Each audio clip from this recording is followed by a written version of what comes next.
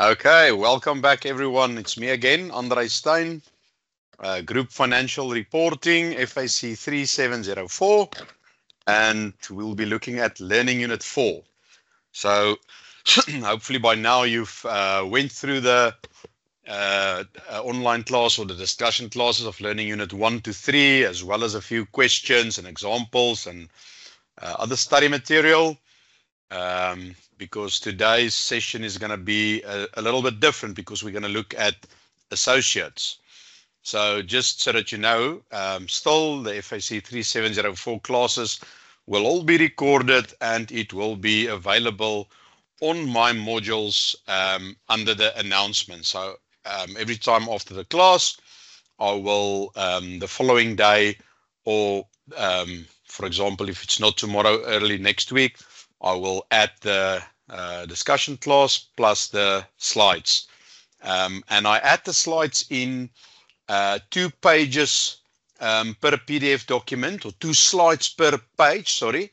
And then also 4 slides per page. So maybe if you want it differently, if you've got any suggestion, you're more than welcome to email me to the course email address. Okay. Everything's still the same here. I'm the only lecturer on the module at the moment. And then for anything relating to the content of the module, please use the FAC 3704 mailbox, which is fac3704@unisa.ac.za.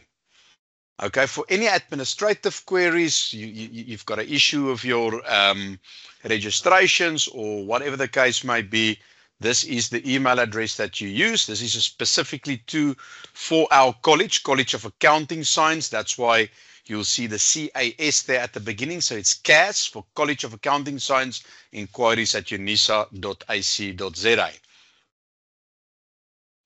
If you watch the first 3 slides, our classes, this is exactly the same slide, and I just want to emphasize on please start. Okay, I know in the first classes or so I said if you've not yet started, it's maybe not the end of the world, but I think now we're getting closer to assignment 2, which is going to be a bit longer than assignment 1 and something different. And then obviously, before we see it's exam time for the May-June exam. So don't wait until the last minute. So please start studying. But you can go and look at this in your own time, and it's also in your tutorial letter 101 with specific dates. I think I've already said that. So please look out for the announcements on assignment 2. It will be posted on my modules under the announcements. And as I said previously, assignment 2 will count 30% of your final mark.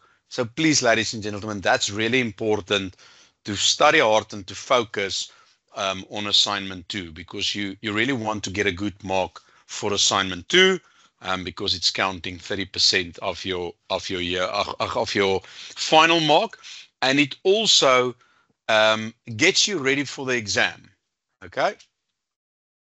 Same as always, if you've got any question, please send me an email to fac3704@unisa.ac.za.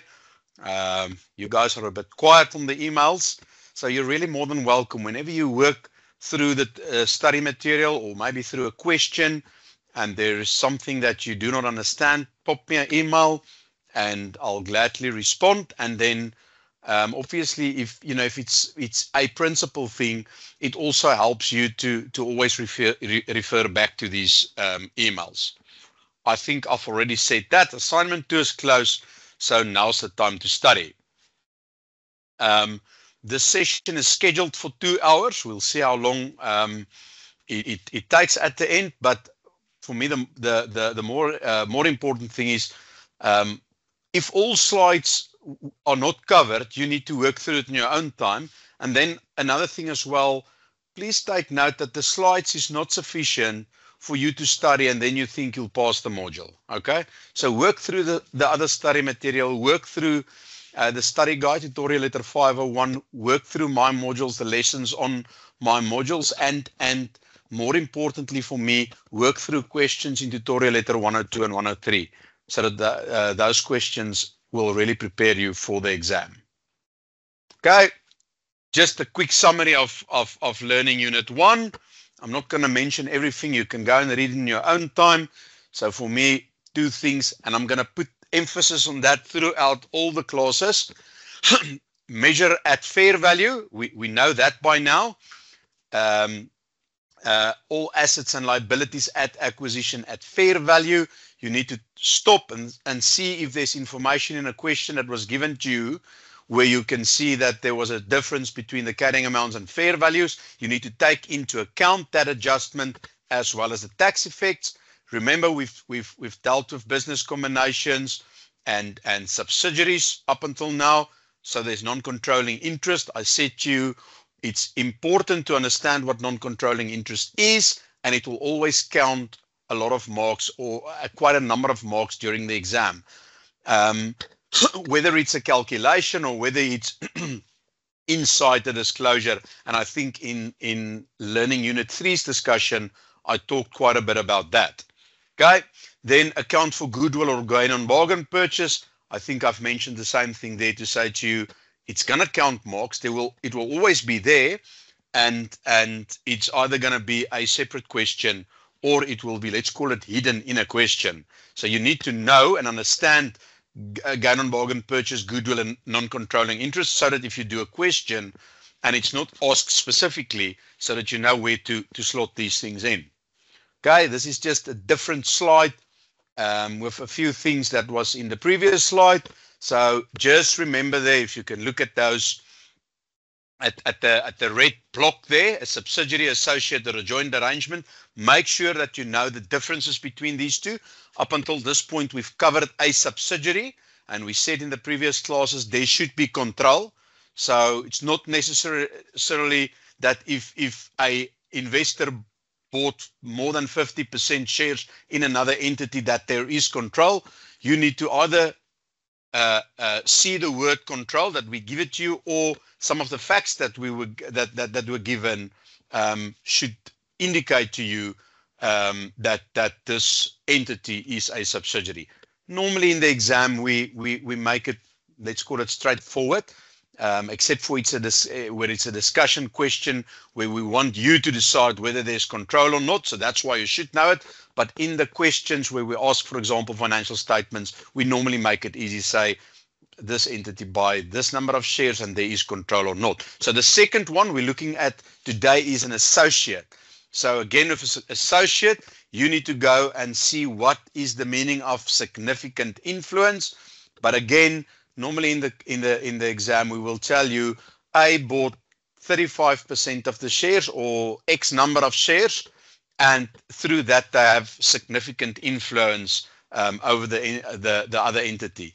So if you see that, then you know it's an associate. Okay, and we're going to look at associates today. So know the difference between those three. And then the rest there at the bottom is just a duplication of the previous slides, but please, I can't put more emphasis on it. It's really important. You need to understand the differences. Okay, Learning Unit 2. So I said, okay, now we're going to do basic consolidation procedures. That's now after the date of acquisition of these shares. And then you need to know basics first. So in other words, know your skeletons and do the basics first. Then you eliminate intragroup transactions and balances. Always remember the tax. And then there's goodwill. If there was goodwill, and if we've given you information in the question, consider the test for impairment, because that needs to take place on an annual basis. And then how to prepare the consolidated financial statements. And exam technique throughout the sessions, I basically touch on it all. So just again, another slide. So eliminate the intragroup transactions. Sorry, just one moment here. The intragroup transactions, and always remember the tax effects on that. And then the pro forma consolidation journals, I think we've said that. And then everything we've covered, the last bullet, if you look there, so that's the 3 statements. You should know what I call the frame or the skeleton. You can call it whatever you want to, the layout, okay, or the format. That you should know out of your head, and I think I've covered that in the previous class as well, and we'll touch on it a little bit today as well, because remember now we're looking at associates, and it's going to be a bit different than subsidiaries. Okay, in Learning Unit 3, Class 3, complex groups, where we just said, so obviously in Learning Unit 1 and 2, it was easy, straightforward, simple groups, a parent and a subsidiary, for examples. And then we looked at, okay, what do we need to do if there's 2 subsidiaries? Or maybe when a subsidiary is a parent of another subsidiary, and so forth. Okay, so that's just, as I said, if you know the basics of one entity and a subsidiary, then you should know the rest as well. So just make sure you go and revise. What do I do when it's a horizontal group? What do I do when it's a vertical group? And I think in the previous class I showed to you, or I indicated there, just look at the small difference between the 2. And I think I've clearly explained it there as well. Okay, Learning Unit 4. So this is the assessment criteria that you'll find in your study guide of Learning Unit 4. So the first bullet, define an associate. So I said to you, we're going to look at associates. So let's look at the first blue one that was highlighted. So we want to see the difference between an associate and subsidiary. So if you can just recall one of the slides that I showed earlier. So if a subsidiary, you'll see the word or the criteria or the information in the question that gives you a hint that it's a subsidiary when there's control. Okay, and then for the associate, it's when there's significant influence. Okay, then you'll have to know how to record and disclose an investment in an associate. So with subsidiaries, we consolidate both entities, 100% line by line item. I've covered that in the previous one as well. But with an associate, we are making use of the equity method. Okay, so this is just the wording. You'll see later on how it works. It's exactly then the same. There's intra-group transactions, but you'll see that it is a bit different than those of a subsidiary. But I'll touch on that later. And then pro forma journals, exactly the same thing. And then in red, always remember the tax implications of any intra-group transactions, and then prepare and present the consolidated annual financial statements. And we'll touch on that as well. Okay, I'm not going to read all of these. So basically all my sessions are the same. You can look at this. I want to stop at point number 4. How to approach your studies from this way forward. Okay, so hopefully you're done with assignment 1. Hopefully you've watched the recordings of Learning Unit 1, 2, and 3, and obviously you're here now and watching Learning Unit 4. But it's not sufficient to just look at the discussion classes and to look at small examples. Okay, you need to now start, if you haven't done so, to start looking at questions from tutorial letter 102 and 103. So do those questions as if you're sitting in an exam, and then take your answer and compare it to our answer, and try and identify why you've made a mistake. Okay, why is there something on our solution but not on your solution, and vice versa? And if you can't figure it out yourself, you contact me. Okay, you'll then tell me, Andre, I've had this amount here, or I added in the calculation XYZ, and I don't understand why I shouldn't do it, because this is why I think I should do it, and then we'll give you the answer on that to say where you went wrong and how you should change your approach. But it's very important for me to do that. Do the questions, mark yourself, because I promise you that's how you learn. Okay. Then I already talked about the good year marks, and then I already talked about repeat students in the previous classes. Okay. I already discussed those red things. I just want to see something quickly here.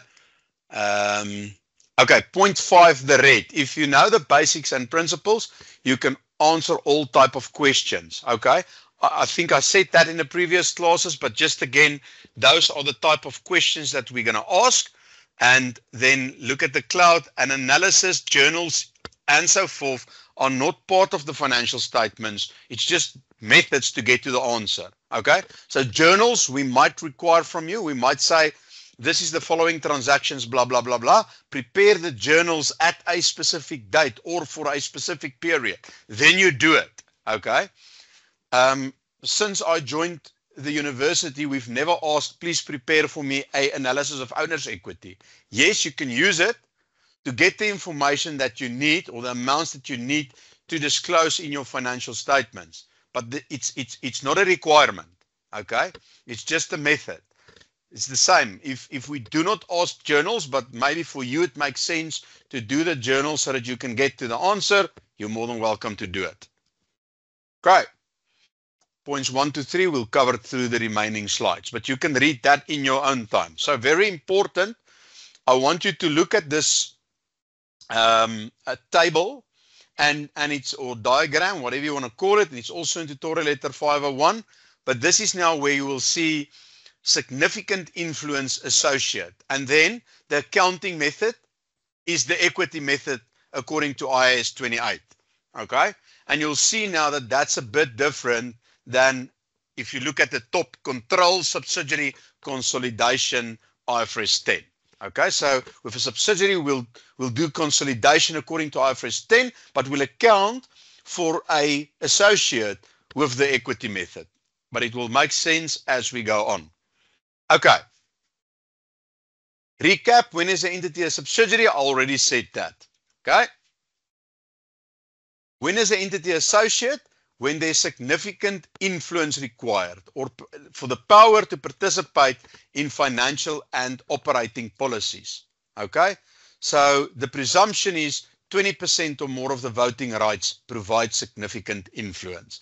But as I said, we're not going to try and catch you out there in the exam to put in funny stuff so that you think it is a associate, but then it was something else.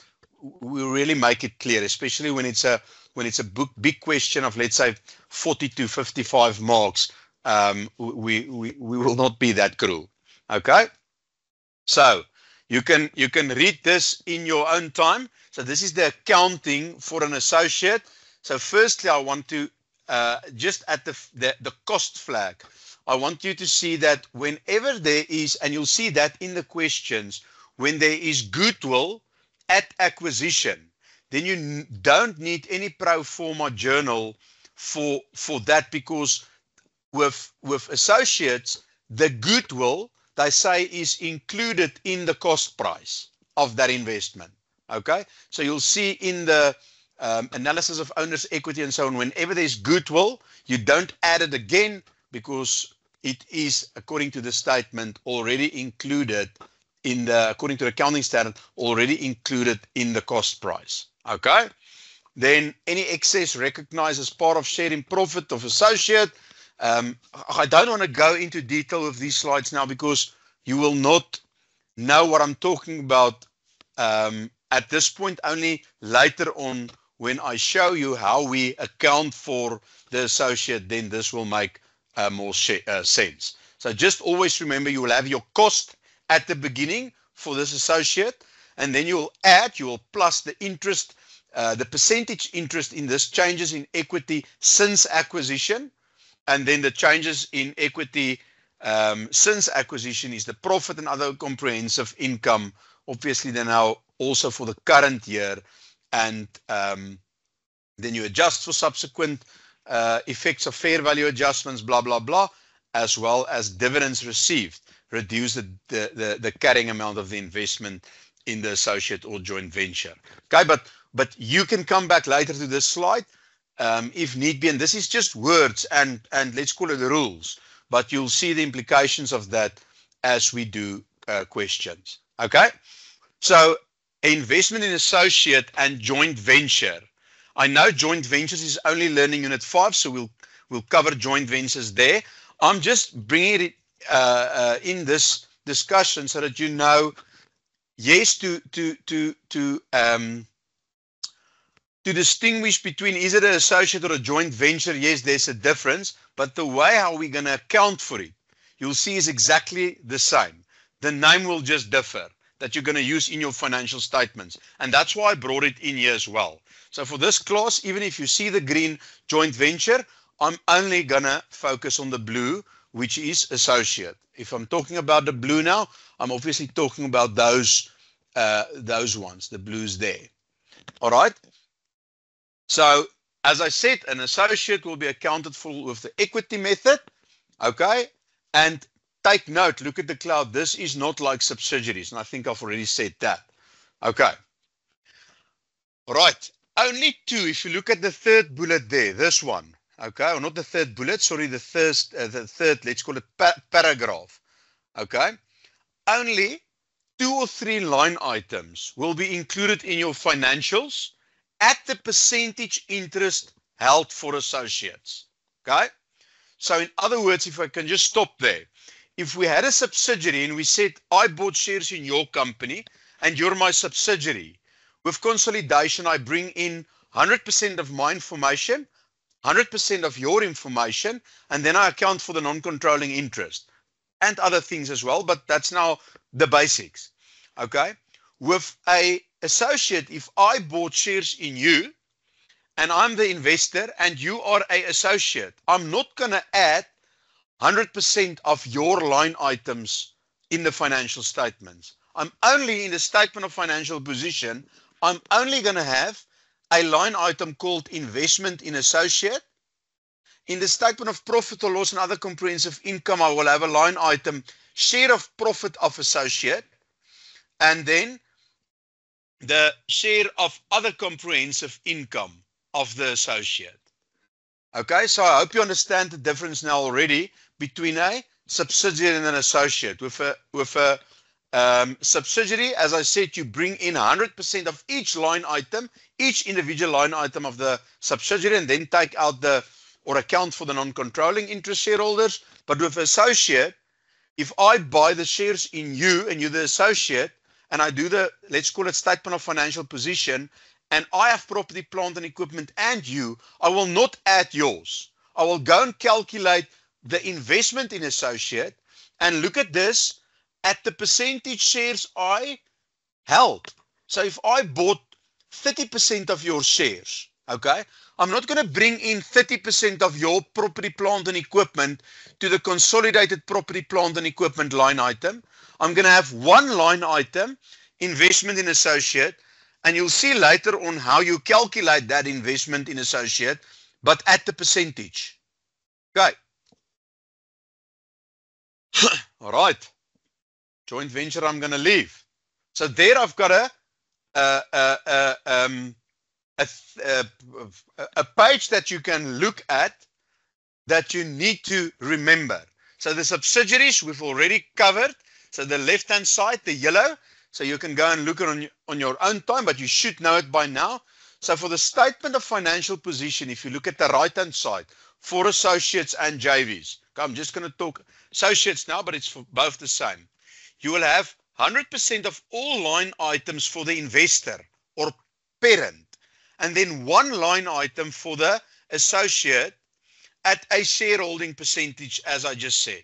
And the name, investment in associate. And where will you put it? You'll put it under non-current assets. Okay? That's where you'll put it. All right. Then, NCI. There will be no non-controlling interest. Why? Because it's not like a subsidiary. We did not include 100% of all your stuff. And then we realized, but whoa, a certain percentage belonged to other shareholders. So we need to take it out or account for it. So this is differently because I only bought 20% of your shares and I only account for that percentage shareholding. Okay. There's not going to be non-controlling interest. There isn't something like non-controlling interest when you work with an associate. All right. Then the statement of profit or loss, exactly the same. Only me as a parent. You only add my stuff. And then there will be only one line item and you will call that share of profit in associate. Okay? Where you put it, you add it at the as a line item just before the profit before tax line item. And again, no non-controlling interest.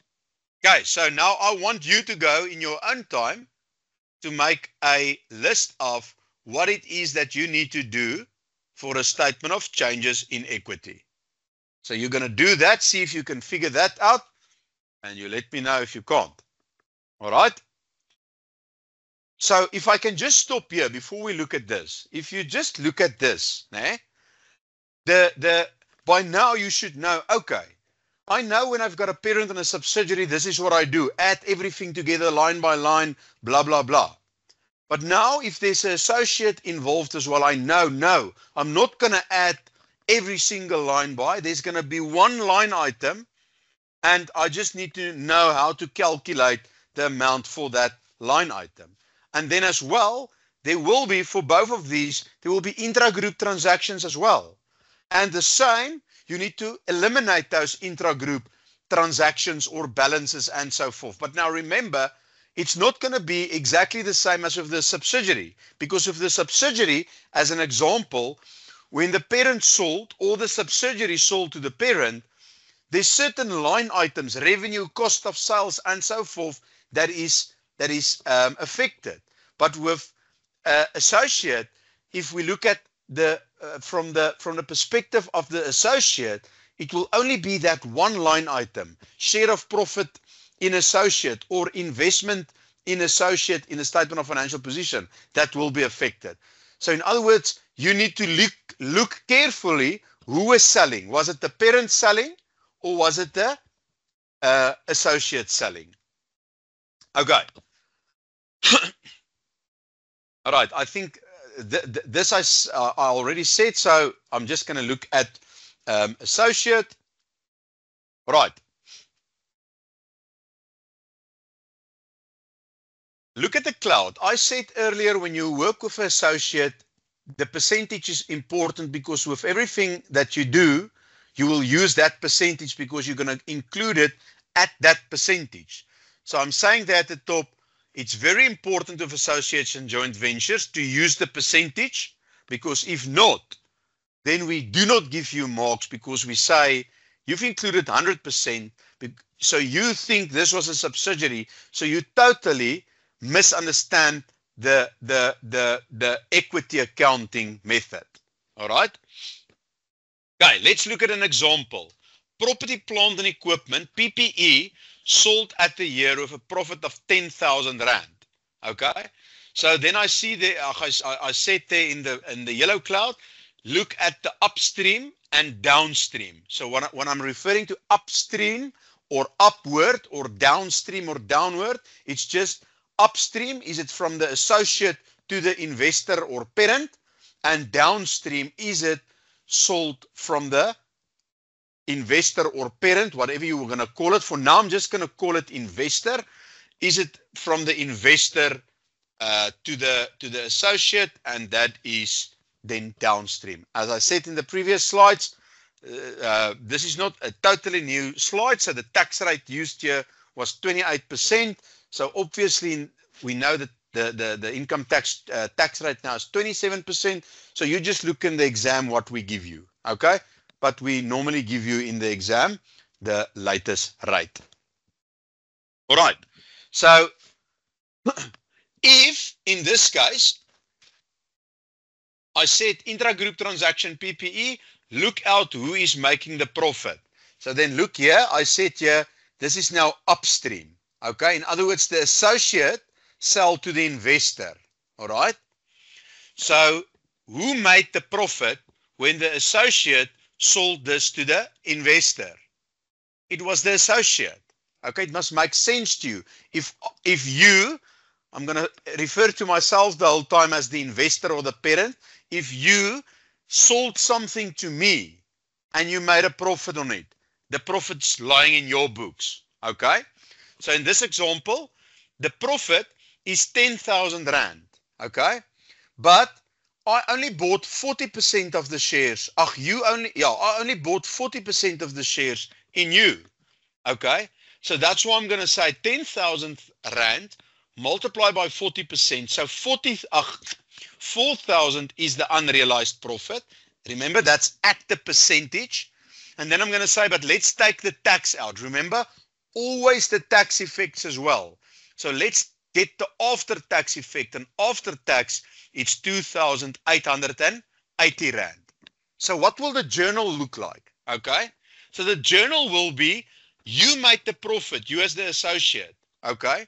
So we need to take out that profit. That's not a real profit for us as a group. All right. We're going to take out that profit, and that's why we debit that line item. Remember, we said in a statement of profit and loss, we will have one line item. So we're going to debit that, because normally profit or revenue is a credit. All right. And now we're going to reduce it with 2,880 Rand. All right. We do not bring in each line by line, and that's why we do not do these two separate.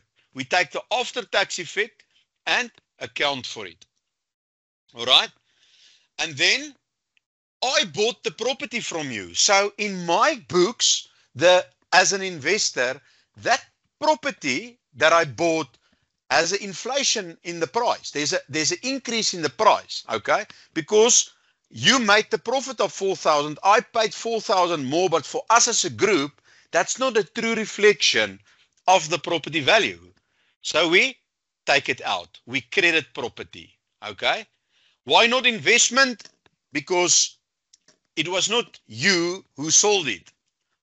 It was not me who sold it, okay? So it's not the property in your books, it's the property in my books as an investor. And then we account for the deferred tax as well, and it is a debit. Why is it a debit? It's a deferred tax asset, because look there, okay? We've credited income tax basically there. So that's why we debit the deferred tax. All right, next one. In this one, it's a downstream. In other words, I sold this to you now. So look at the difference here. So now we will affect other income, okay? Because remember, I made the profit. And when I made this profit initially in my individual books, I booked it or accounted for it under other income, okay? And in the consolidated financial statements, there is a line item with my amounts in there, other income, and that's why we debit other income, 4,000, okay? So the other side is now the property, plant and equipment. That is in your books, okay? But remember, we did not add your property, plant and equipment into the consolidated statements. We have this one line item, investment in associate, and that's why we credit that one. So there's no asset to set it off in the consolidated, so we put it, oh, sorry, no, that's, sorry, the no asset to set it off, ignore that one for now. It comes to the deferred tax, okay? So there's no property, plant and equipment, or there is a property, plant and equipment line item, but yours was not included there because it's an associate, and that's why we credit investment in associate. Then the deferred tax, okay?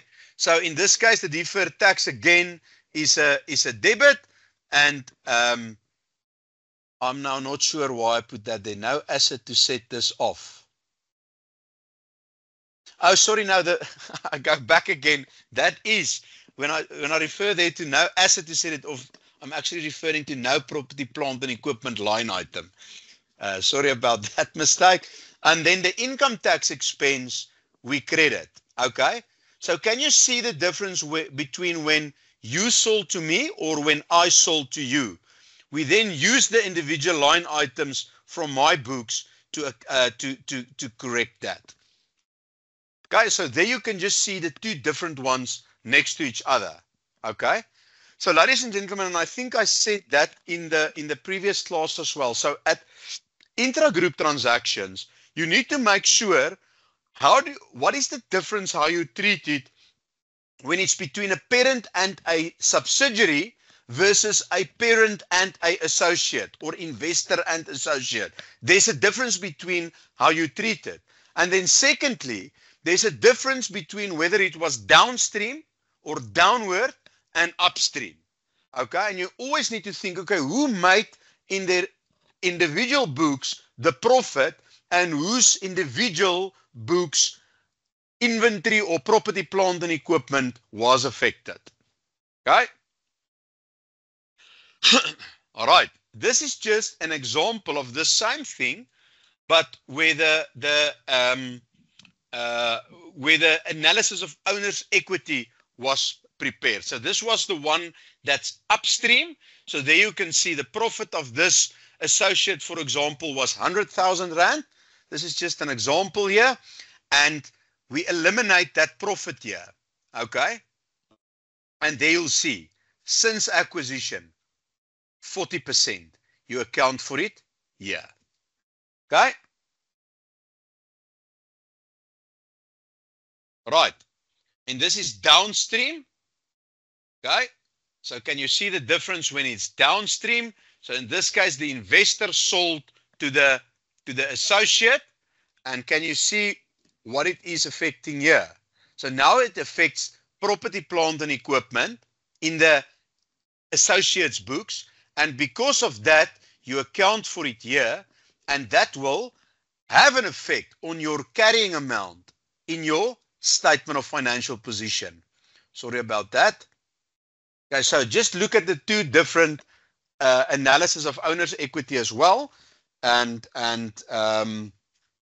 that will obviously make it clear if you look at the two sets of journals I've showed you, and then the two sets of analysis of owner's equity.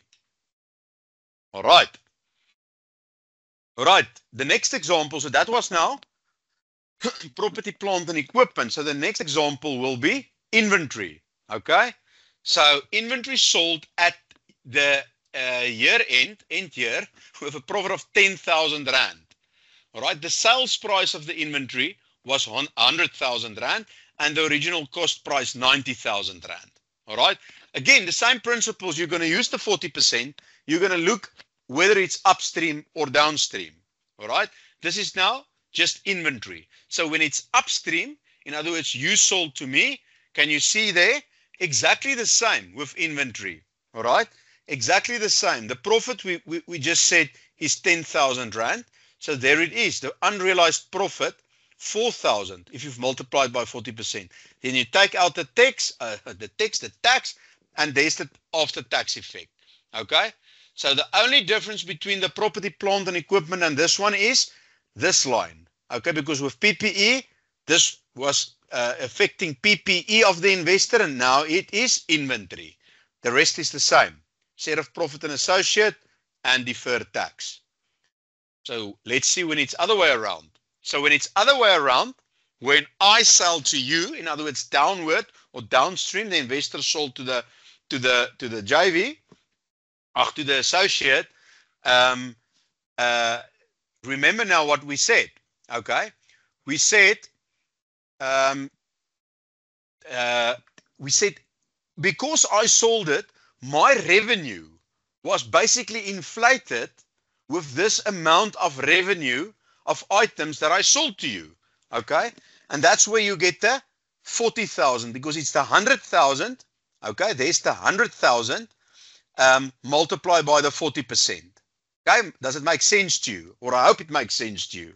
Okay, so I'm first gonna correct this revenue and cost of sales line items, because me as an investor sold it. So the consolidated line item is inflated with that 40,000 Rand, because I did not sell, or we as a group did not sell this inventory to a third party. Okay, so we just correct the revenue and cost of sales line item.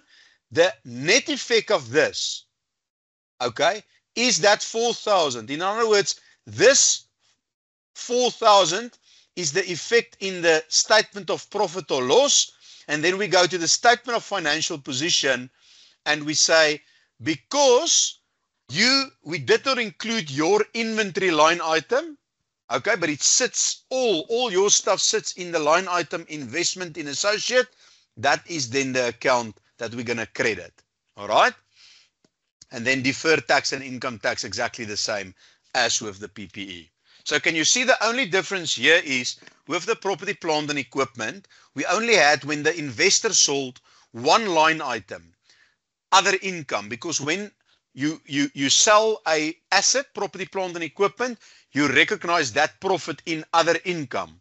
But when you sell inventory, there's obviously two line items that's affected because the revenue and the cost of sales, and that's why we adjust both those line items. Okay, there's the difference between the two. So I said to you, I think in the previous class, I can't remember, but definitely today, I said that you need to make sure you understand or at least remember the difference between subsidiaries and associates journals and up versus downstream. I've given most of it to you already in my discussion class slides. So you can just maybe print it out and put it next to each other and look at it every second day until you remember it. Okay? But just don't look at it and oh yes, I remember. You go, you stand in front of the mirror and you say to yourself, okay, if an associate's going to sell to the investor, this is what my journal will look like. You then say it out loud and then you go and you check yourself on your slide so that you remember it and understand it. Because if you can explain it, it means you understand it. Okay, so that slide is very important for me and I said that the whole time. I've covered everything there. I just want you to look at the following. Remember tax, okay? And I'm going to say that in every class because sometimes students did all the work and they did the intra-group transaction, journals correct, but then they don't have they haven't accounted for the tax. All right. Okay, now we're going to look at a complex group where there's an associate and a subsidiary in a question. I just want to take a sip of water. You're more than welcome to do so as well. Well, that's if you've got water with you now. Okay. How to approach a question. And I think I said that as well in the previous class, but I'm going to repeat it again. Read the required. Okay. So when you read the required, you need to see what it is that we require and for what date or period is it that we need this information. Then you read the question and you identify the group structure. In other words, okay, is it a parent and a subsidiary, or is it a parent and two associates, or a parent, subsidiary and an associate? Identify the structure. Okay. Identify the type of entities in the structures. That's the second point. And then identify the intra-group transactions and mark which entities are affected. Okay. So you just draw yourself a small timeline to say, okay, I've got this group with a parent, subsidiary and associate. It's for this specific financial year that they need the information. And remember these intra-group transactions because we know we need to go and eliminate them and also account for their tax. Then you read the required section again, okay, to make sure, okay, whoa, I've got no understanding of what's going on in the question. What is the information and the entities? Let me just read again. And then you make sure when the financial year end is and other important dates. For example, when the shares in the other entity is purchased, when the intra-group sales took place, is there opening inventory and closing inventory or only closing inventory? Look at those dates. Was the share or the retained earnings given to you at the end of the financial year, but you need it at the beginning of the financial year, and so forth? Okay, so read carefully. Then you prepare your answer book by starting with the layout, skeleton, format, whatever you want to call it. Okay, and leave sufficient space for things like goodwill that might be that you might need to include there. And the line item, okay, you saw that it's a parent and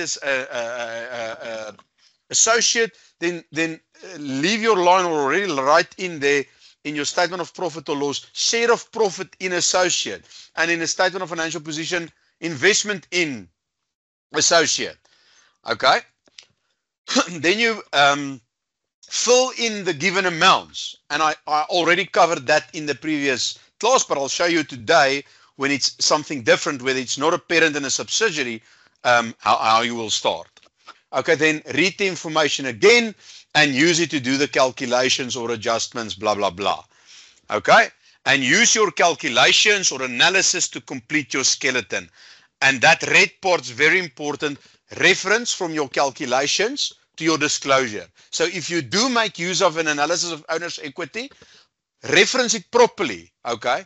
So for example, C1, analysis of owner's equity, and then inside the analysis of owner's equity, each little amount that you've used in the disclosure, call it A, B, C. Then in your disclosure, you'll say C1A, C2C, whatever the case may be, right? Okay, we already said, where do we start? Read the required. So this question said, prepare only the asset section. Okay? When we say only the asset section, we don't want you to show us the liabilities, equity, blah, blah, blah. You're just going to waste time. All right? So you've read properly only the asset section, and then for the period 30 November 2017. And it counted 30 marks in this case. All right? So now you know, okay, my financial year is 1 December 2016 to 30 November 2017. I draw on my timeline, and I know they only want the asset section. So remember what I said previously? So even for the heading, so you'll start Populous Limited Group, statement of financial position as at blah, blah, blah. Okay? And that's important. And why as at? Because a statement of financial position look at a specific point in time. Okay? Statement of financial position as at. When it's a statement of financial profit or loss, then it's for the full financial year. So that's for all the transactions that happened in that specific year. All right? All right. Just the following bullets. Your answer must comply with the requirements of IFRS. We will always say that. Comparative figures are not required. Ladies and gentlemen, because we only have whatever 3 hours to test you, I've never seen before that we will ask you for the comparative figures. But remember, when you are there at your work and you need to prepare financial statements for a client or for the company you're working for, then you'll always have to put in the comparative figures. In other words, the prior year figures. If we've compiled now the statement of financial position for 2017, we'll also have the 2016 figures in there. All right, all amounts are to be calculated to the nearest rand. So you'll always round as well. You don't have to in the exam put cents for us, because if the we'll spot the differences there. So don't worry about that. Okay. All right. So based on the above, the financial year, we already covered that, and the balances on a specific date.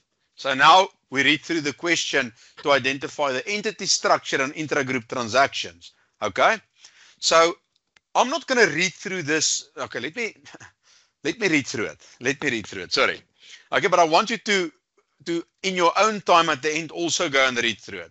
Okay, P Limited. I'm not going to read all the words and all the things. I'm just going to scan through it. P Limited was incorporated in 1906 in one of the oldest bookstores, blah, blah, blah. You see, that's irrelevant, but we know it's P Limited. And I also asked a statement of financial limited of this Papyrus Limited. On 1 January 2015, P purchased 36 ordinary shares in Parchment, a company that exclusively sells Afrikaans book. So now you can see already this acquisition was not in the current financial year. Okay, because look there, our current financial year is 1 December 2016. All right, so that is in the previous periods. Okay. From this date, Papyrus Limited exercised significant influence. So remember what I told you. We will tell this to you in the exam, and that's exactly what I said. We're not going to try and make this difficult for you. So there we told you there's significant influence. So now you know already this is an associate. So you can dot it down or at least keep it in your head. Papyrus is an associate.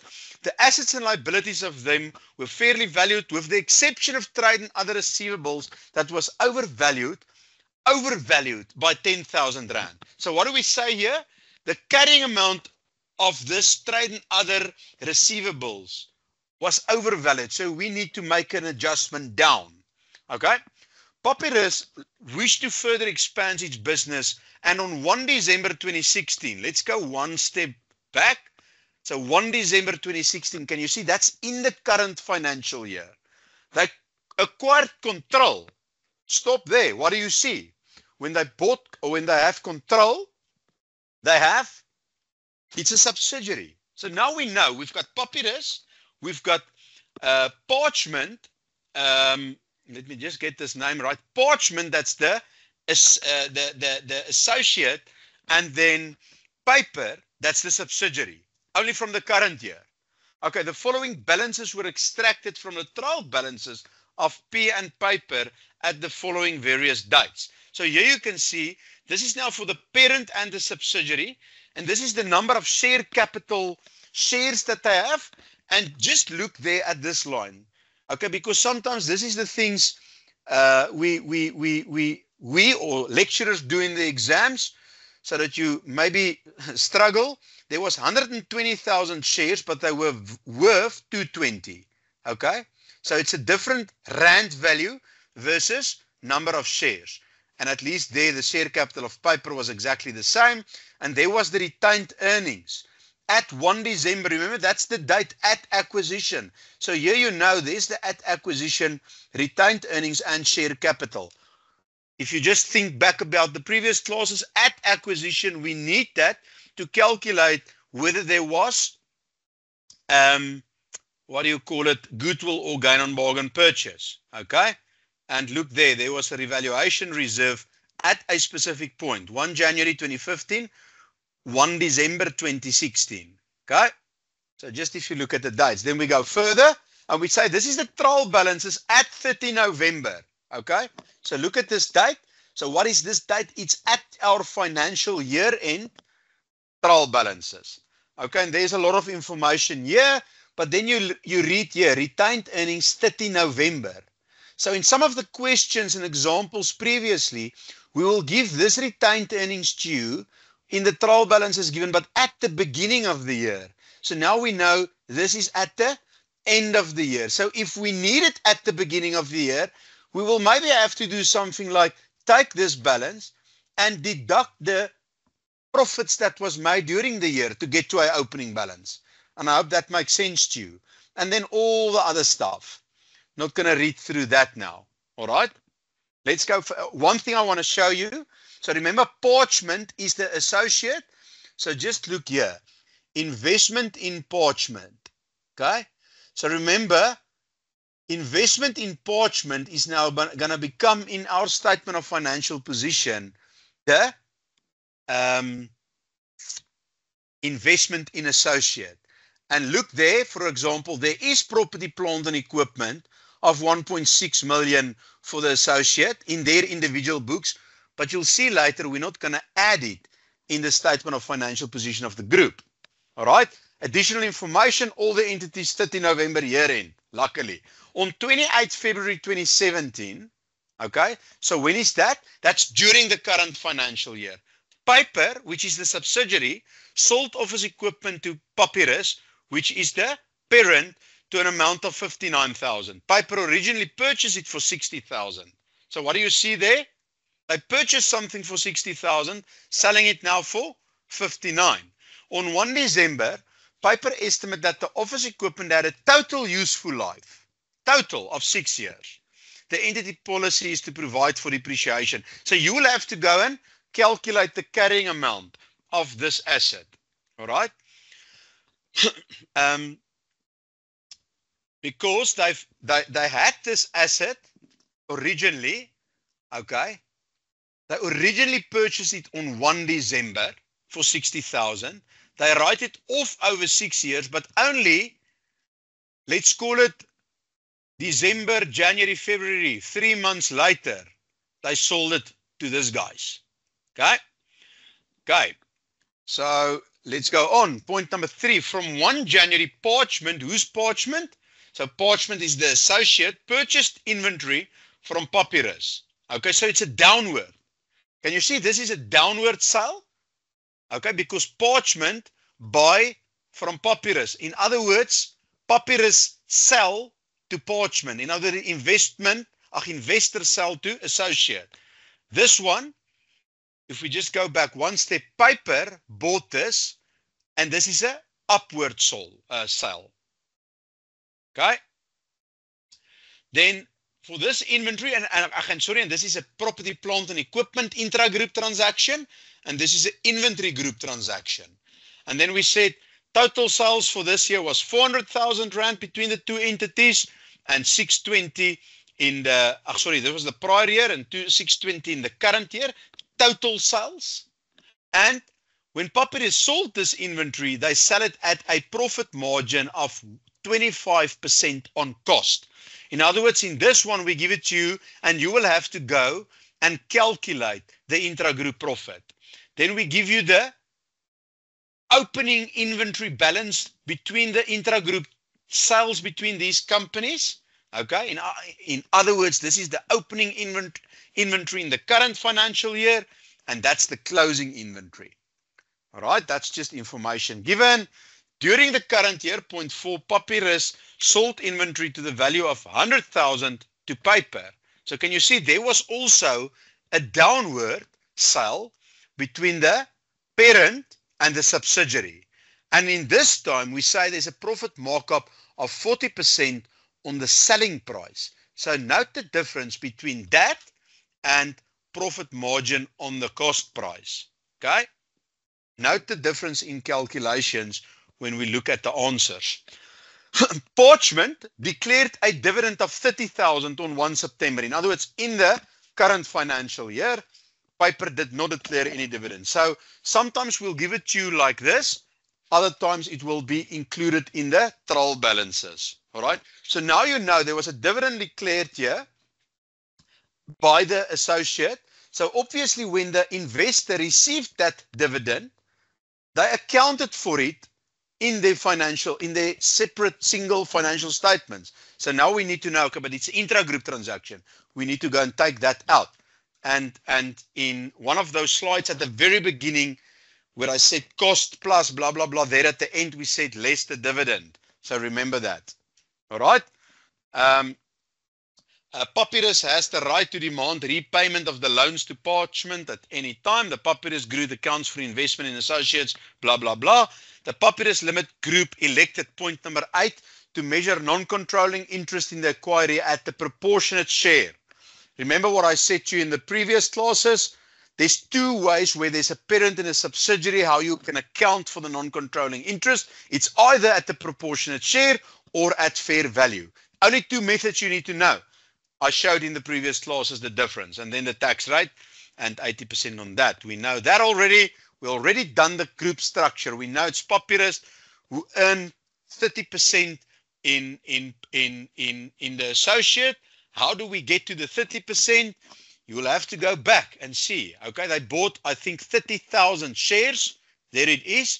So the 30% wasn't given, but we said here 36,000 shares.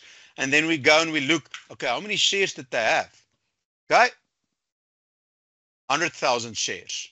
No, sorry, 120,000 shares. Just wanted to say here. Remember, Parchment is the associate. Okay, so if you just look there, there's the share value rand, but 120,000 is the shares. So 36,000 divided by 120,000, which is the number of shares, gives you the 30%. Are you happy? I hope you are. Okay, so we can either give you the percentages or we can give you the number of shares. Then compare apples with apples. Number of shares purchased divided by number of shares, not divided by rand value shares. That's why we sometimes give them differently to you so that we can see if you understand that principle. 90%, I'm not going to go back to that now. You can go, I'm not even now sure if it was calculated or again if it was number of shares, but the principle stays the same. All right.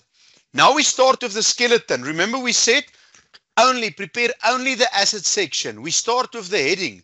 I already told you in the previous classes, you already get marks for that. Then you should know the layout of an asset section. And then you should make space for goodwill. Remember, we don't know if there's going to be goodwill on the subsidiary. Okay. But take a guess and add the line item there. And remember, we sit with a associate now, so we need to have the investment in associate line item. So those two red ones will typically be the descriptions or disclosure line items that we will allocate marks for, because that's something that you will not see from the trial balances given, because this is something that's now, let's call it, different in the consolidations. Okay, you start with the easy marks, and that is all the amounts given to you in this trial balances. Eh? So remember, all these things were given to you. And remember what I said, originally that thing was whatever investment in parchment. I can't even remember what it was called in the individual books of Papyrus. But remember, for consolidated financial statements, there will be only one line item for associates, and that's the investment in associate. So you start with all the parent amounts. Let's go to the next slide. Okay, I already said that. You've got the line items, one line item for the associate, and now you're going to add all the line items of the subsidiary as well. So that's the subsidiary's property, plant and equipment. Okay, I'm just going to quickly go back to property, plant and equipment in the information given. All right, there's property, plant and equipment. We've added, sorry, my mouse. We've added the parents one originally. And now on the second slide, I'm saying this one is the subsidiary. We're adding the subsidiary. But can you see the 1.6 million? We're not going to add that because that belongs to the associate. We're not adding line by line of the associates. So there we add now 100% of each of these items of that was given in the question of the subsidiary. Up until this point, okay, you already, this question counted 30. You already earned plus minus 7 out of the 30 marks. So that's why I said, don't tell me this is difficult, because this is all given to you, okay? And you've got already 30%. And I think, but I might be wrong now, I think this marks did not even include the heading amounts, but I can't remember now. I can't remember. Okay? At point 2, we said now the intercompany, so the upward sale of PPE from the subsidiary to the parent. Okay? So now we're going to do that. So step 1, as I said earlier, remember this was bought for 60,000, but we need to account for the depreciation of that 3 months. How do we get for the 3 months? It was purchased in December, if I remember correctly. Yeah, there I said it. And they sell it to the parent on 28th February. So that's 3 months. So we calculate the depreciation for 3 months. The carrying amount of that asset was 57,000 Rand. I'm going to go back one step. In other questions, we give you the selling price and the carrying amount as an example. Then you know the difference between the two is the profit or the loss. In this case, we give you the selling price, but we give you the cost price. So you need to go and first calculate what the carrying amount is. Now you know. Now you say, okay, but if that was the carrying amount and I sold this, or paper sold this for 59,000, something with a value of 57,000, that means there is a profit. So just to calculate this profit of that intra-group transaction is 2.5 marks. So stop and have a look at that so that you make sure you understand it. Right. Okay. What is the accounting entry for that? Remember, it's an upward sale. And in this case, it's between parent and subsidiary. So there you can see other income should be reduced by the 2,475 Rand, which is that. Okay. And property, plant and equipment. Remember, I as a parent bought this from you. So in my books, it's overvalued. So we reduce it with the 2,475 Rand. And then we take into account the tax. I always say, remember the tax. All right. and then you take into account the deferred tax and the income tax expense. Okay? So now if I just go step, remember you don't have to do the journal.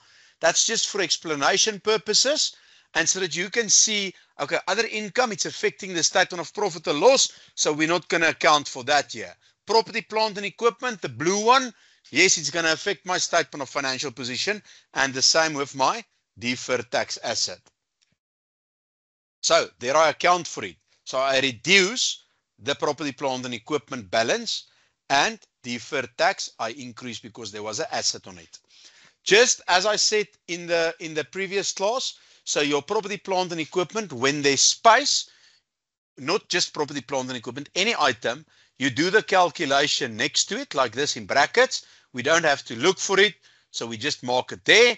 But when it's a long calculation, you write here, for example, C1 or C2 or whatever, A, B, C, 1, 2, 3, whatever, or you make it blue and then I need to know, okay, me as a marker, I need to go and find that calculation. All right. Okay, what about depreciation? So obviously, if we've accounted or adjusted a property, plant and equipment line item because of this or this, remember this was now sitting in my books because I bought from you, I need to account for the depreciation on that as well. Because now if my asset was overvalued or overstated, my depreciation and accumulated depreciation is going to be overstated. All right, now I say, okay, but on this unrealized profit, so that portion that I'm overvalued with, okay, so the remaining useful life is 72 months, the original 6 years, less the 3 months that we've already depreciated, that we've just done in that previous calc. So the remaining useful life is 69 months. Therefore, I will adjust the depreciation with that 69 months. Okay, so 2475 divided by 69, but 9 of that, 9 months, is relevant in the financial year we are working with. Look there, look at this marks. Okay, and we're only looking at one intra-group transaction. So, accumulated depreciation and depreciation was again overvalued because of this overvalue asset. So we're going to reduce depreciation, but not affecting my statement of financial position. And the other line or the other journal entry is accumulated depreciation. So we decrease the accumulated depreciation. That's a debit. So the debit, property, plant and equipment is a debit line item. So we're going to add that. Okay, and this is a deferred tax liability of 90 Rand. But because we already sit with that deferred tax asset, we're just going to reduce it there. I'll show you now. So the 323 and the 90 Rand. So we're going to add it here. Why? Because my accumulated depreciation that was deducted here. Okay. My accumulated depreciation that was deducted here was now reduced. So that's why it will have an increase in amount effect on my property, plant and equipment. And there's my deferred tax. It was a liability in the previous journal. Liability, a credit. So we deduct it from this debit.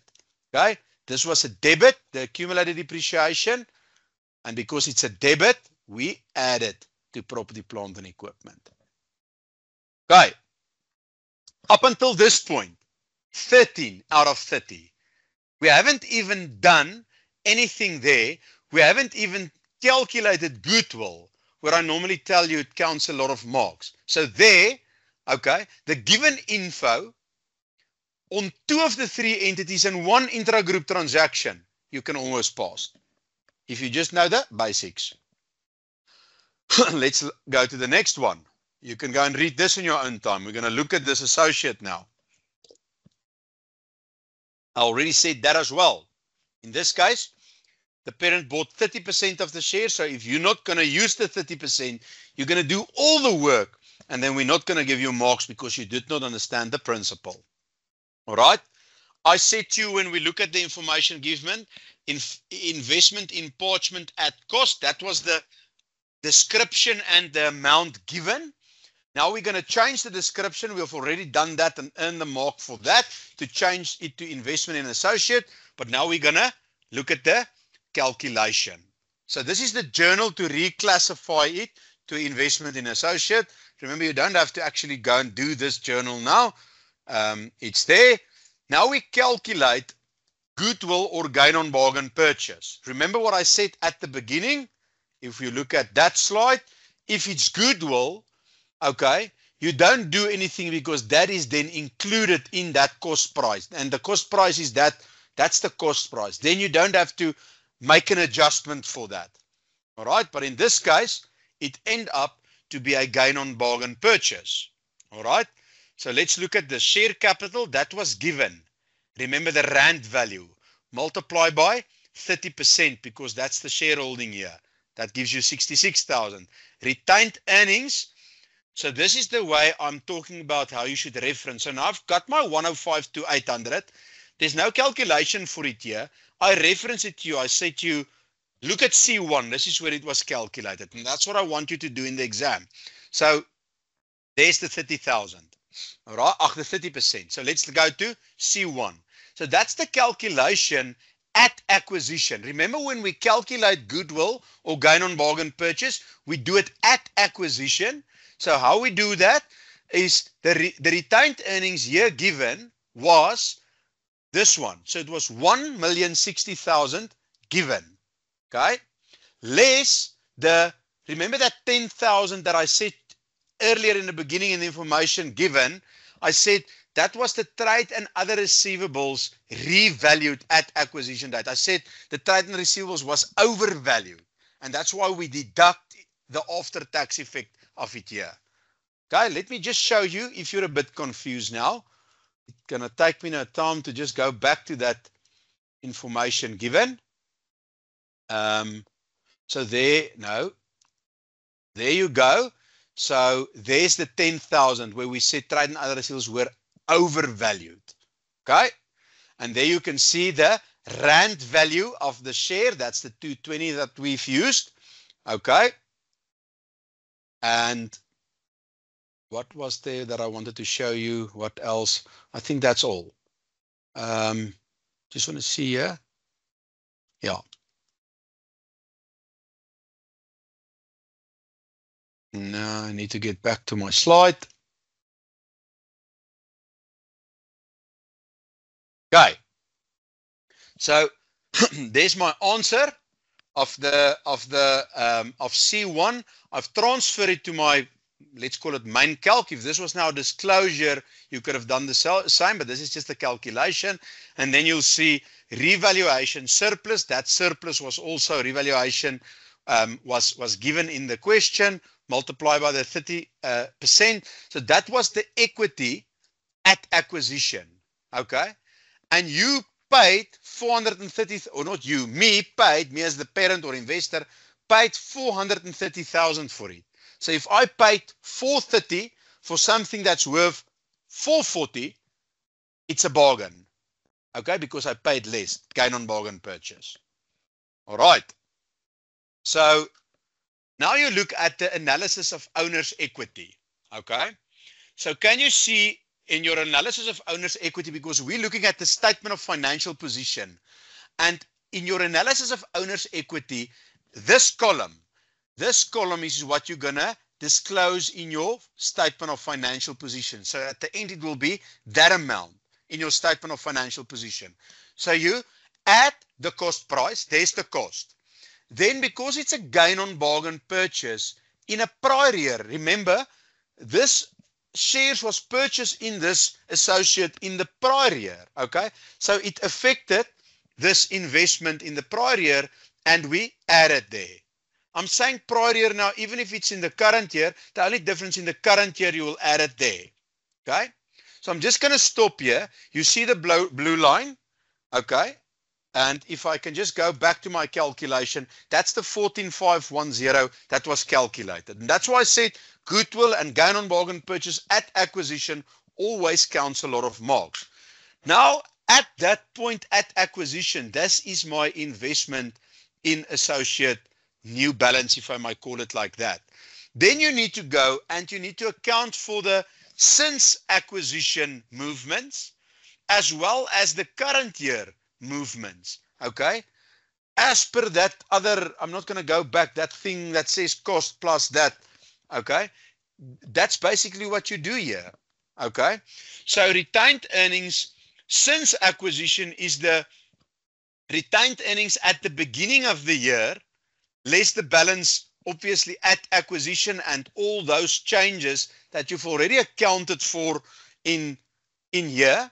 Okay, you've already accounted for it in here.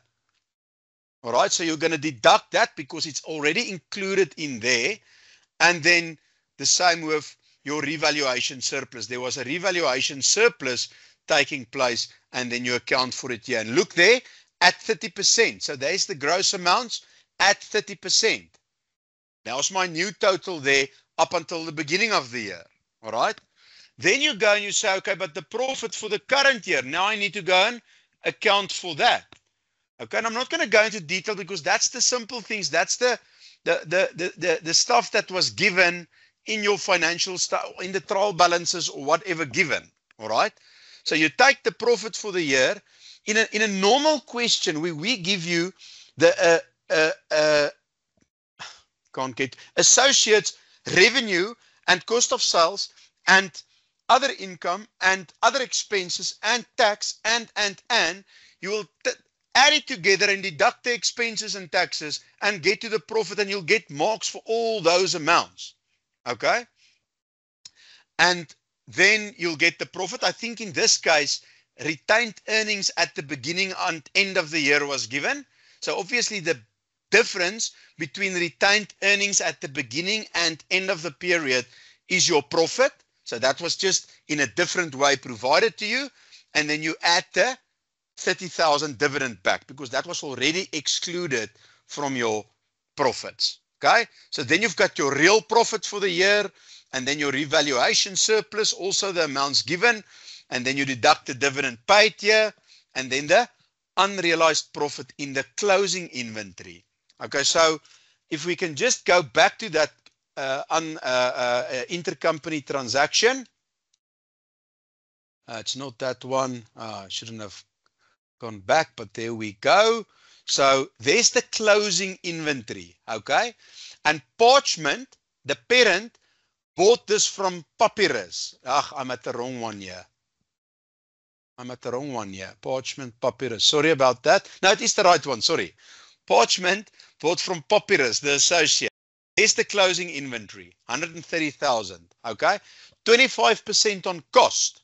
So there we're gonna exclude the unrealized profit. We're gonna take profit. We're gonna take it out. So 130,000, the closing inventory, not the total sales amount, because I sold something in total, but then some of that was already sold to external parties, to third parties. So that's the inventory at the year end that's remaining, multiply by 25 over 125, because we said 25 of the cost. And when we do that, you need to add 100% plus that to get the figure at the bottom. Okay, what is it? The denominator. I always get confused with the English ones. The one at the bottom. So when we say profit margin on cost, it's 100% plus whatever that profit, in this case, we said 25% that you use here. So now you've got your unrealized profit. We take it out, we deduct it because it was overvalued or overflated or overstated, and we reduce the carrying amount of the associate. So look there, 634,200. Okay. This is now just the journal that I talked about earlier, and why retained earnings, because this transaction was in the previous year. But you can go and read this in your own time. Oh, I just want to go back one step. I can't remember if I said that. So if this example was different and this was goodwill, you will not add the goodwill here, because remember what I said right at the beginning, goodwill, according to the standard, if there's goodwill, that means it's already included in the cost prices carrying amount. So you'll not add it again there. Okay? But with a gain on bargain purchase, you will add it. Okay, so there you can see I had my cost price. I added my gain on bargain purchase. So this is the thing I'm referring back to the whole time. Okay. And now we need to say, what is my since acquisition to the beginning of the current year amounts? Let me just go back here. Okay. So that is now this 128 and the 10,500. Okay. So that's 138,660. So there's the calculation of that. So you're going to add that as well. All right. You can go and read this in your own time. I think I've covered all of these to say to you where these amounts are coming from. And then this is the journal for that. Again, I'm just showing you the journal because for explanatory purposes, if you need to do that in the exam to help you, it's fine. Then just reference to it. Okay, so it's the investment in associate that you debit. So that's that carrying amount. And then retained earnings and revaluation surplus you are crediting. In other words, you're taking that away. It's not going to be included in the financial statements single line item. So there you can see. So there's the cost price, there's the gain on bargain purchase, and there's the since acquisition. In other words, from acquisition date up until the beginning of the current year. Now we just need the current year information. Exactly as per this thing. Okay, there's the current year. So it's the profit for the year plus the revaluation reserve. So there's the current year total. Remember, I've multiplied all of that with 30%. Okay. And remember what I said, in some cases we give you the revenue, cost of sales, other expenses, blah, blah, blah. Then it's going to be a more detailed calculation. Then you actually need to be happy because then it's much more easier marks. All right. Again, there's the journals for those two amounts. If you just go back there, the 54 and the 13, that adds up to the 67. There's your journals, and you're going to add the 67,500 to your statement of financial position. If I can just go back one, where's that other journal now? Okay, no. So I don't want to confuse you now. So just let's leave that. So there we go. All right. Now there's another additional point we're going to look at. So from 1 January, Parchment purchased inventory from Papyrus. Papyrus sold inventory at a profit margin of 25% on cost, total sales, blah, blah, blah. What information is relevant? I think I already covered that you need to, if you look at the green, calculate the unrealized profit on the closing inventory and not on the total sales amount. And then remember, this is 25% on cost. So you'll say 130 multiplied by 25 over 125 to get that unrealized profit. All right. The sale of inventory I already said was downward. Right at the beginning, we did the journals for the I just want to see something here. Yeah. Oh yeah. Purchase from Papyrus. So Parchment purchased from Papyrus. So it's downward, and we already did journals, for example, like that earlier. Okay. So always remember, if we give you the opening inventory stuff as well, you need to account for that as well. You can just go in your own time and look at this. Okay. And remember, the journals is just to explain to you. If we do not ask journals, you don't have to go and do this in your own, you do not have to show it. So just remember, because I want you to go and look at this in your own time, to look at who is selling here. Okay, so it's a downward sell, and then to see which things are affected. Okay, so remember the line item investment in associate, as an example, is affected. But remember now, this was the opening inventory, and then at year end, it was already sold again. So it's going to be an in and an out, if I might say it like that. That's why this 5,400 is not included in that balance in your statement of financial position. All right. This is now, if this, what do you call it? If you just go back, you see here investment in associate was credit. And if you look at the next one, investment in associate was debit. That's what I've just said. Because it's open inventory, we assume that this inventory that came through from last year, at the beginning of year or throughout the year, it was sold. If we didn't tell you it was sold and it was still at hand, you should obviously include that as well. But that's obviously now already accounted for in your closing inventory.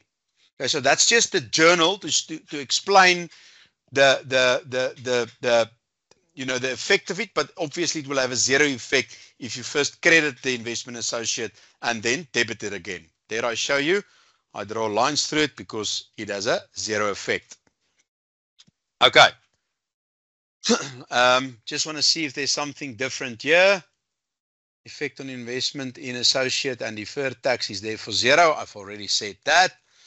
Then this one we've already done inside the calculation that we did earlier. So already we've included that in the investment in associate. So this is just a journal, but in the analysis of owner's equity, we've already done that. If you can go back later to the analysis of owner's equity, you'll see we've already done this. So it's a closing inventory, take out the profit, multiply by the percentage shareholding. Okay. So this is now, if I can go back, I just want to see something quickly. If I can go back to there, the total up until that point, obviously, I think was that slide. And there you account for the 7,800 and the tax effect. Okay. Then Parchment declared a dividend of 30,000 Rand. Remember, Parchment is the associate. When they declared it, I own 30% of the shares. So 30,000 multiplied by 30% is 9,000.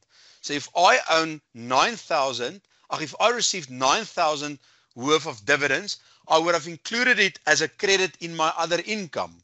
But now we're gonna reverse it. It's an intra-group transaction. We're gonna debit other income. That's now my books as the investor or parent, and investment in associate now needs to be credited with that same 9,000 Rand. So I deducted there. Okay. Point 4. During the current year, Papyrus sold inventory to paper. Okay. So that was, I'm not going to go through this one. I'm just going to show you this profit markup of 40% on the selling price, because we've done examples between a parent and a subsidiary with intragroup inventory. So you just need to see, in this case, it was a downward sale or a downstream sale, and the profit markup was 40% on the selling price.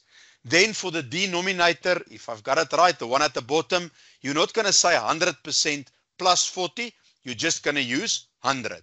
And in this case, we said to you the inventory on hand, the closing inventory, was 60,000. Remember, the unrealized profits always on the closing inventory. So it's a downward, as I already said, and there's your journals. Okay. This is now between parent and subsidiary, so I'm not going to go through this again, but because we do the statement of financial position, I just want you to see that, first of all, it's 40 over 100 because it was on the selling price, and the line items affecting the statement of profit or loss was those not relevant for today because we do this asset section, and those are affecting the asset section. Okay, it's now between a parent and a sub, so we do 100%. So look at the statement of financial position. There we adjust the deferred tax and we adjust the inventory with that journal. And ladies and gentlemen, I haven't even added the marks now, but by now you're almost at a distinction if you look at these things in front of us.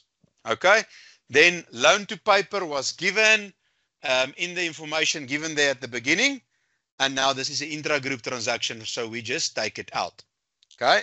Obviously, on the liability side, if we've done the full disclosure, it would have been there as well, but then also eliminated. So you don't even have to show this line for us because it is eliminated.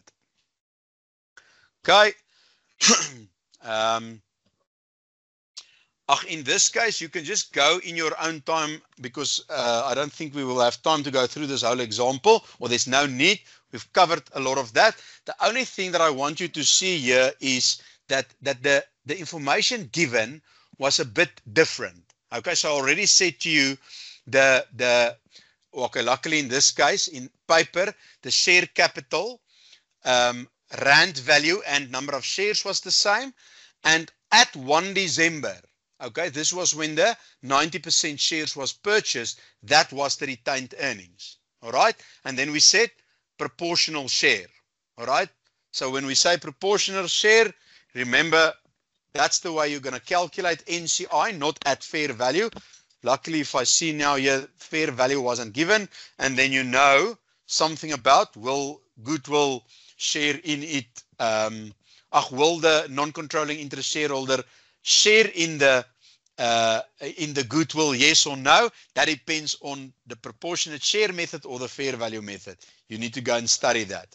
Okay, so consideration paid, that was given in the trial balance. So where they said investment in paper, 185,000, that's the amount, plus the non-controlling interest. So we're going to stop there first. We know it's the proportionate share. So obviously if I've bought 90% of your shares, 10%, the remaining 10% belongs to someone else. So the net asset value we're going to calculate first. That's now that amount. Okay. So it's the 100,000 share capital that I just showed you, rand value, plus the 90,000 retained earnings at that point in time. So that's 190. So 190 times 10% is 19,000 rand.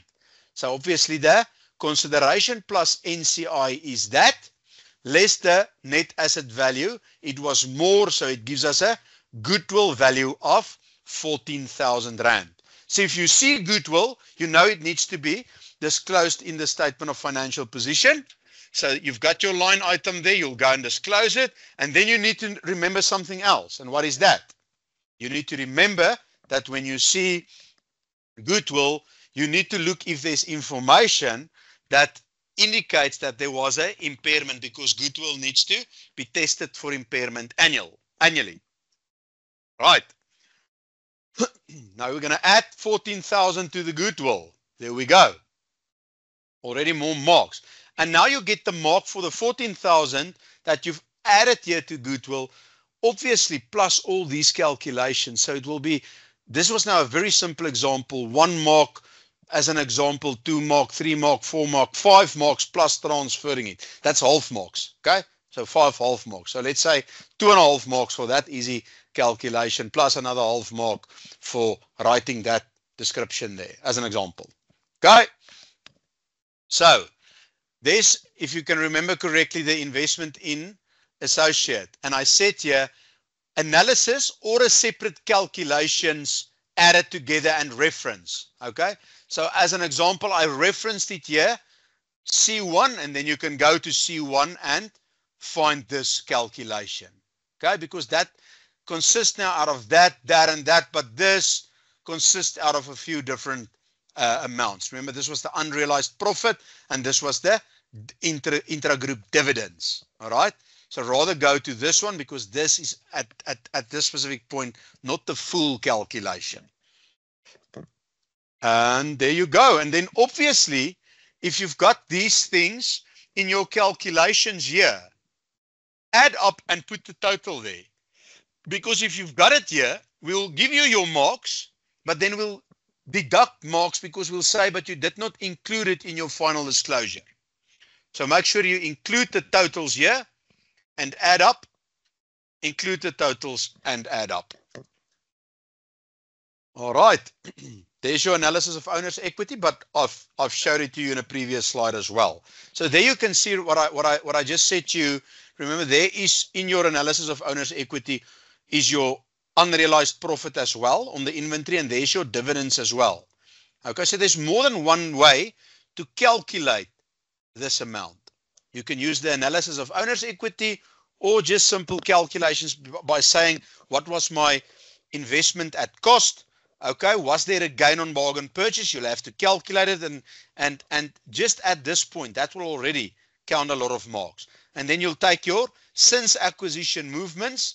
In other words, the profits after acquisition up until the beginning of the year and any other adjustments, and then obviously the current year things. Okay. I think we already covered this. Yeah, this question, as I said, was only the asset sections, and you'll follow the same principles on the liability and equity as well as in the other two statements. And the rest I've already, I think, covered. Ladies and gentlemen, that's all for me for Learning Unit 4. I hope you've enjoyed it. I hope you can see, based on the marks that I've showed you, how easy it is to score easy marks if you know the basic principles. Thanks for the hand there. I really appreciate it. And I know sometimes it might sound easier when I explain it and you just watch it, but that's why I'm glad you've already watched the video. And for those who didn't join the online session but watch it later, or even if you guys who watch it later again. And then the important thing is work through the slides. Make sure you understand it. Make sure you understand and remember the principles, and make sure you go and exercise questions. So you're going to do a question from tutorial letter 103. You're going to look at the information, and you're just going to apply what we said in this class, and you do it. And wherever you struggle, remember, it's always, if you struggle a little bit and you work through it and you fight with a thing, that's where you learn the most. I wish you all of the best, and then I'll see you in the next class. So just look out for the announcement on when the next class will be. Thank you, ladies and gentlemen. Have a good evening. Bye-bye.